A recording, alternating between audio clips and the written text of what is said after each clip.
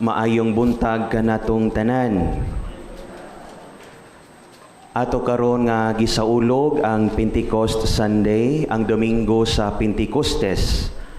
Ang adlaw nga mikunsad ang Espiritu Santo ngadto sa mga apostoles o sa mahal nga Birhen Maria.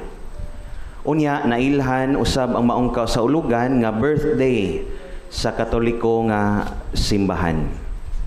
Kay birthday man sa atong inahang Santa Iglesia, ingna imuhang tapad palihog, happy birthday, naghikay ka? Mag-birthday ganita, maghikay man ta. How much more ka nga atong simbahan mo ay mag-birthday, di ba? Nganong birthday man? Tungod kay pinaagi sa Espiritu Santo nahatagan og kinabuhi ang mga tinun-an ni Kristo.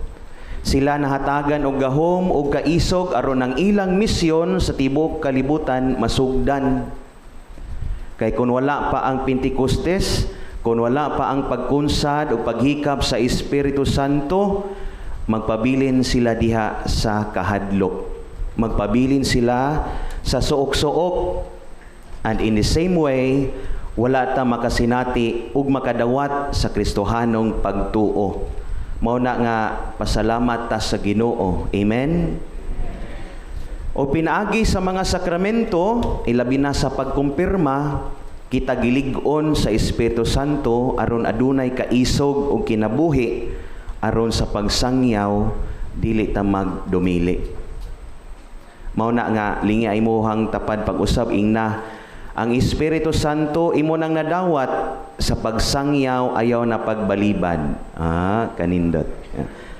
Ang Espiritu Santo imo nang nadawat sa pagsangyaw ayaw na pagbalibad. Mga igsuon, nindot ni nga pahinomdom para natong tanan isip mga binunyagan. As Christians, we are God's people. We are called to be the light of the world. We are called to be witnesses of truth, mercy, and love. In short, we are chosen to be missionary. Amen? Atong usbon to me, we are chosen to be missionary. Kay mga pinili tuod ta, pero daghan man sab nato karong panahona dili mo lihok, wala magpakabana, dili managad, daghan nato dili aktibo sa pagpangluwas, dili mo apil sa mga kalihukan sa simbahan. Kay ngano man, tungod kay para nato igo ra ang pagsimba sa adlang Domingo. Kung mauna nga pangunahuna, gitawag ta nga ritualistic persons. Kutob lang sa mga rito. Apan igo na ba ang pagsimba o pagpamati o niya walay pagbati? Uy. Dili oy. Ang Ginoo wala nato magpili aron maglingkod lang o magpabilin sa atong mga lingkuranan. Gipili tas Ginoo, gibunyagan ta, gikumpirmahan tang tanan aron mo lihok, aron mo alagad, musultis tinuod, muhigugma nga walay kahadlok, ug aron makaangkon og kinabuhi nga tinuod. Karon ang pangutana, puy-an ba nato ang atong pagka-chosen or magpabilin lang ta sa pagka-frozen? Murag ice ba, natikig o nagahi? Asa man ta? Chosen or frozen? Unsa asa man ta? Bantay bitaw ha? Unsa man di ay nahitabo sa Pentecostes?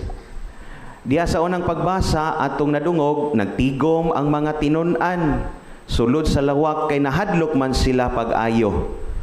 Mga pinili sila, pero tungod sa kahadlok, nanago o nagdumili.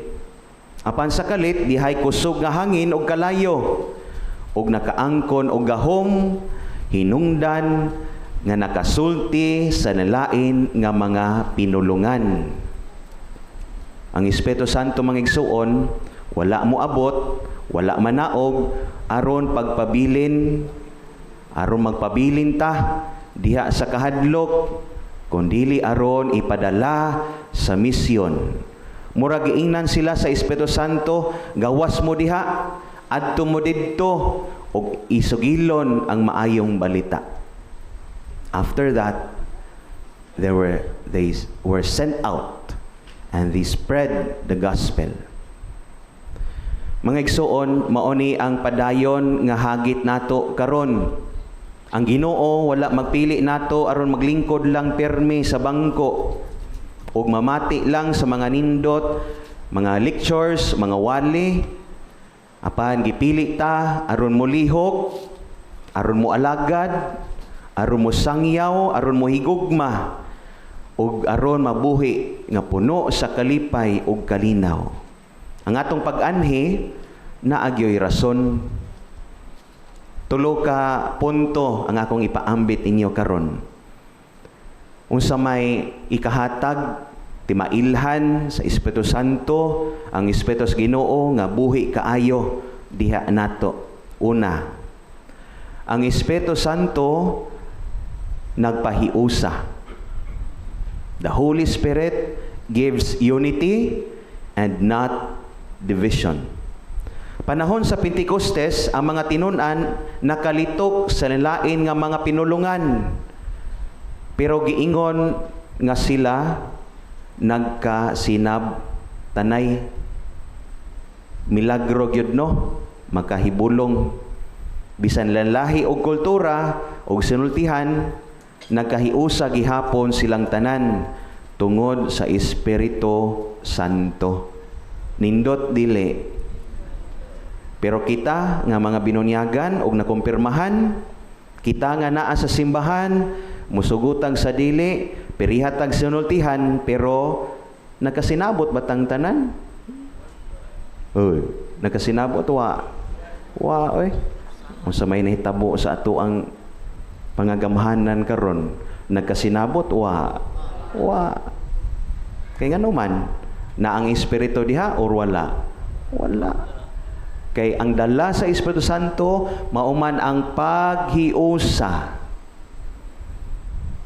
Dagang panahon nailalis diha sa matag ministry. Kompetensya sa matag ministry. Usahay magsinahay pa. Nganong siya man ang lektor? Nganong sila man permi ang mass servers? Nganong si Father mas duol man nila? Nya dili namo kun inani atong disposisyon o gunahuna wala diha ang Espiritu Santo. Mga igsoon, we remember that Holy Spirit unites and not divides. The Holy Spirit is not a spirit of competition but completion. Busa dili magpalabuanay kun dili magtinabangay. Dili magsinahay kun dili magdinasigay. Amen. Ikaduha, ang Espiritu Santo naghatag og mga gasa dili aron ipahambog, dili ipasigarbo. Si San Pablo miingon ngadto sa taga Corinto, ang matag usa gihatagan og gasa alang sa kaayuhan sa tanan. Nga sa ato pa lalahi itag abilidad, lalahi itag katakos. Naigiingon diha nga na ako noy maayo mo kanta. Na ay maayo mo basa. Na ay maayo mo luto. Na apoy maayo mo kaon. Na ay maayo mangulo sa mga pag-ampo. Maayo manglimpyo. Maayo mo organize. Nya ang uban maayo mo cheer pod. No? Go. Ana ba? Lain-lain ta. We are unique sa matag usa. Pero ang pangutana ato ning nadawat, pero asa nato gigamit? Giunsa man nato paggamit? Kay musugot sa dili kadaghanan nato. Daghang panahon nga gusto ta nga sentro aron ang atong mga talento mapasigarbo. Uy, tinuod eh. Tinuod na eh. We want to be the center of attraction. We want people's attention. Gusto ta nga pagpakan sa daghang mga tao. Kanindot ana, pakpakan punta. Kung dili ta mapakpakan, magpabilin diha sa lingkuranan, kamo lang diha Di lang ko. Mga igsoon, atong hinumduman, nga ang gasa nga gihatag sa Ginoo, dili para ipanghambog, kundili ipangalagad. Dili aron lang ang kagalingon mapasidunggan, kundili aron mapasidunggan sa kahitasan. Mao na nga nindot nga from time to time mangutana ta, kini bang akong gibuhat asa man ni nakapahimuot sa tao o sa Ginoo? Kining akong pagkaliktor, kining akong pagkaminister, pagkasakop sa choir, pagkasakop sa acolytes, does it pleases God or does it please other people? Ikatulo o katapusan, ang Espiritu Santo nagpahinumdom kang Hesus og dili sa atong kaugalingon. The Holy Spirit reminds us of Christ and not ourselves.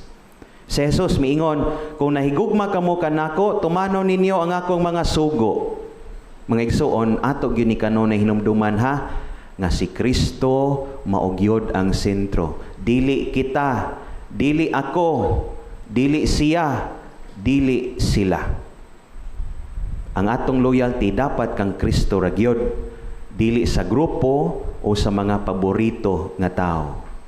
Usahay manggod ang loyalty nato naa Manila nga dako og natabang og nahatag nato.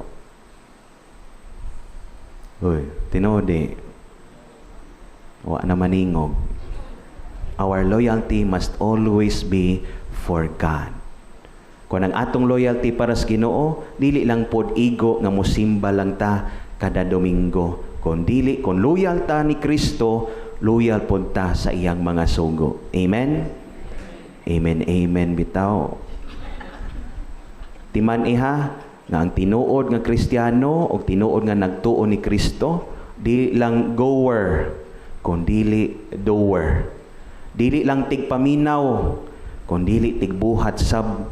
Dili lang observer, dili lang kutob sa pagtambong, kundi mo alagad yod sa tinarong. Amen? Happy Pentecost Sunday natong tanan.